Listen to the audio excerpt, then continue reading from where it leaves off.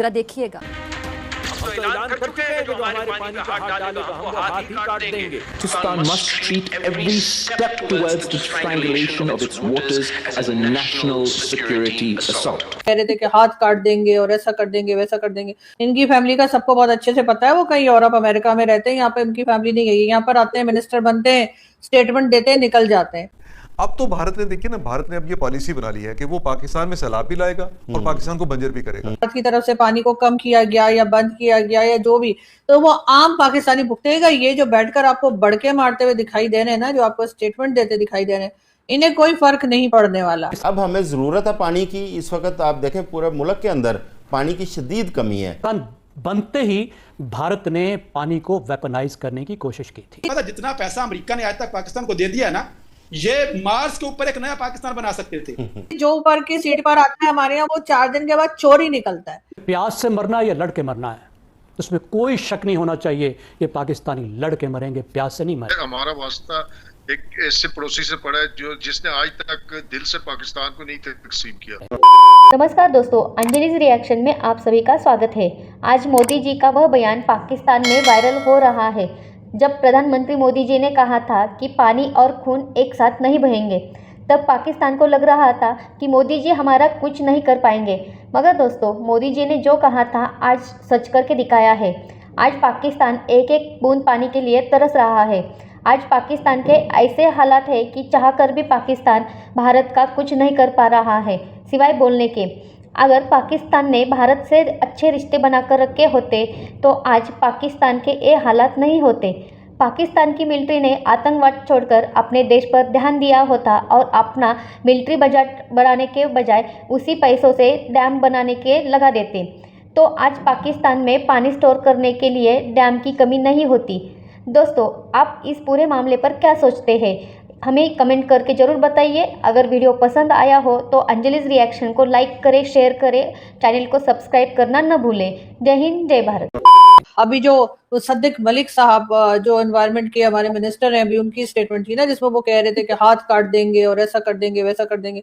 इनकी फैमिली यहाँ नहीं रहती। इनकी फैमिली का सबको बहुत अच्छे से पता है, वो कहीं यूरोप अमेरिका में रहते हैं, यहाँ पे उनकी फैमिली नहीं गई। यहाँ पर आते हैं, मिनिस्टर बनते हैं, स्टेटमेंट देते हैं, निकल जाते हैं। अगर कोई ऐसी बात हुई भी कि भारत की तरफ से पानी को कम किया गया या बंद किया गया या जो भी, तो वो आम पाकिस्तानी भुगतेगा। ये जो बैठकर आपको बड़के मारते हुए दिखाई दे रहे हैं ना, जो आपको स्टेटमेंट देते दिखाई दे रहे हैं, इन्हें कोई फर्क नहीं पड़ने वाला। और शायद इसीलिए इन्होंने जो है कभी भी इस चीज के ऊपर काम नहीं किया। अगर वैसे तो जैसे भारत के साथ रिलेशंस रहे हैं पाकिस्तान के, तो हमें तो हर वक्त ही एक तरह का खतरा महसूस होना चाहिए। हमें तो हर वक्त ही अलर्ट रहना चाहिए कि कभी भी पानी बंद किया जा सकता है, क्योंकि हमने तो कोई दोस्ती या कोई ऐसा रिलेशन रखा ही नहीं भारत के साथ जिसमें हम ये सोचे कि वो हमारा ख्याल करेंगे। भाई वो हमारा ख्याल क्यों करेंगे जब हमने अपने रिलेशन ही ठीक नहीं रखे। ऐसे में हमें क्या करना होता है, हमें अगर किसी से कोई उम्मीद नहीं है तो हम अपने बंदोबस्त कुछ करके रखते हैं। कोई ना कोई चीज होती है जो हमारे पास हो, वाटर को स्टोर करने के लिए हमने कोई डैम बनाए होते हैं, कोई और चीज की होती है, लेकिन ऐसा कुछ भी नहीं किया इन लोगों ने। ये बैठे रहे, ये पैसा खाते रहे। अब तो भारत ने देखिए ना, भारत ने अब ये पॉलिसी बना ली है कि वो पाकिस्तान में सैलाब भी लाएगा और पाकिस्तान को बंजर भी करेगा। ये खुदा न खासा उसकी अपनी एक ख्वाहिश है। अब इसमें फ्लड लाने वाली बात जो है वो ये कि जिस वक्त उसका जी चाहेगा वो पानी ज्यादा रोक के, तो वो बाद में पानी उस वक्त जब पाकिस्तान को जरूरत नहीं होगी उस वक्त पानी छोड़ेगा। अच्छा, ऐसा कुदरती तौर पर हो सकता है कि मुमकिन ही ना हो, कुदरत हमारी मदद करे और ऐसा मुमकिन ही ना हो, लेकिन भारत से आप कुछ इसमें नहीं रख सकते कि भारत ऐसा नहीं करेगा। कह रहे थे हमें कोई बहुत बड़ा नुकसान नहीं होने जा रहा, हमें सिर्फ 10% पानी का नुकसान होगा। भाई 10% पानी का नुकसान कोई कम नहीं होता। हमारी आंखें तब खुलती हैं जब पानी सर से गुजर चुका होता है और जब नुकसान हो जाता है। अब हमें ज़रूरत है पानी की। इस वक्त आप देखें पूरे मुल्क के अंदर पानी की शदीद कमी है। अब इंडिया ने एक प्रोजेक्ट शुरू किया है जिसका भी फरूकी साहब भी जिक्र कर रहे थे। दरियाए ब्यास के पानी, दरिया चिनाब के पानी को मोड़कर एक तकरीबन कोई 8-8.5 किलोमीटर की टनल बना के उस पानी को लेके जा रहा है दरिया ब्यास के अंदर, और उस पर हाइडल प्रोजेक्ट भी वो लगा रहा है। अच्छा, इस पे क्या पाकिस्तान के पास कोई ऐसी कानूनी रास्ता है कि हम उसको रोक सकें भारत को? देखिए जी, बदकिस्मती से हमारा वास्ता एक ऐसे पड़ोसी से पड़ा है जो जिसने आज तक दिल से पाकिस्तान को नहीं तकसीम किया। तस्लीम किया। बंटवारे को आज तक भी एक समझता है कि वो एक आर्जी चीज है और अखंड भारत की वो ख्वाब देख रहे हैं।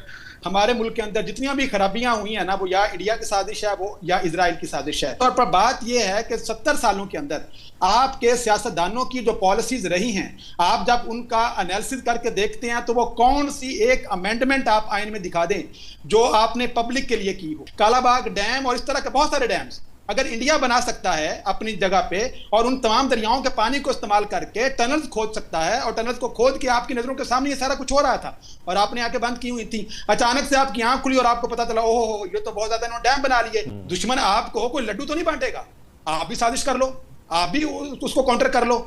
ठीक है, आपकी लिमिटेशन है कि आप लोअर स्ट्रीम के ऊपर बेस करते हैं, वो अपर स्ट्रीम के ऊपर है, लेकिन आपने 70 सालों के अंदर बिलियंस ऑफ डॉलर्स, जो दुनिया ने एक किताब में पढ़ रहा था, उन्होंने कहा था जितना पैसा अमेरिका ने आज तक पाकिस्तान को दे दिया ना, ये मार्स के ऊपर एक नया पाकिस्तान बना सकते थे।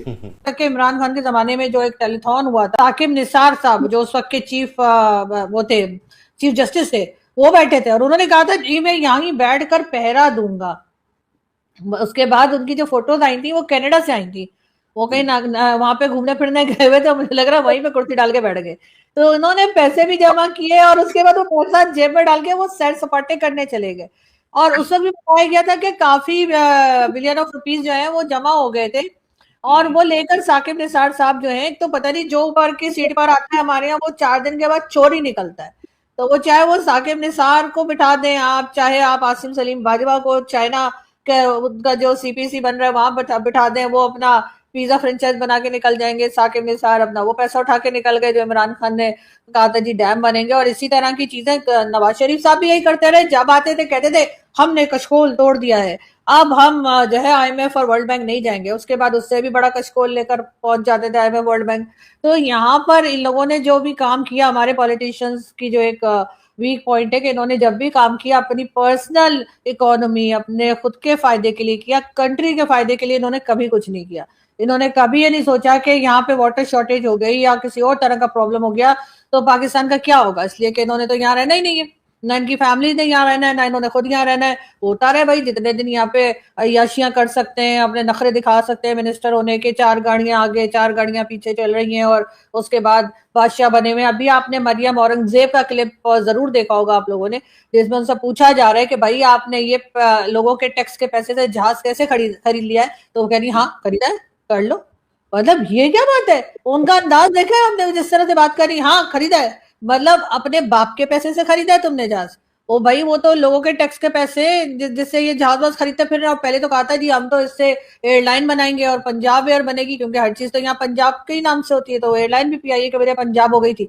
लेकिन उसके बाद अब ये लोग इसी तरीके से चला रहे हैं, इनको कोई फर्क नहीं पड़ता। आप लोग जितना मर्जी धमकियां देते रहे, ये यहाँ से बैठ के इसी तरह की स्टेटमेंट देते रहेंगे, वो कह देंगे बिलावल उठ के हम तो खून की नदियां बहा देंगे और यही चीजें जो है बाकी के मिनिस्टर कहेंगे। लेकिन 1 सेकंड के लिए भी ये लोग ये बात नहीं करेंगे कि अब क्या करना है, डैम बनाने कि नहीं बनाने, या ये कहेंगे बस ठीक है चल रहा है जैसे चलने दो।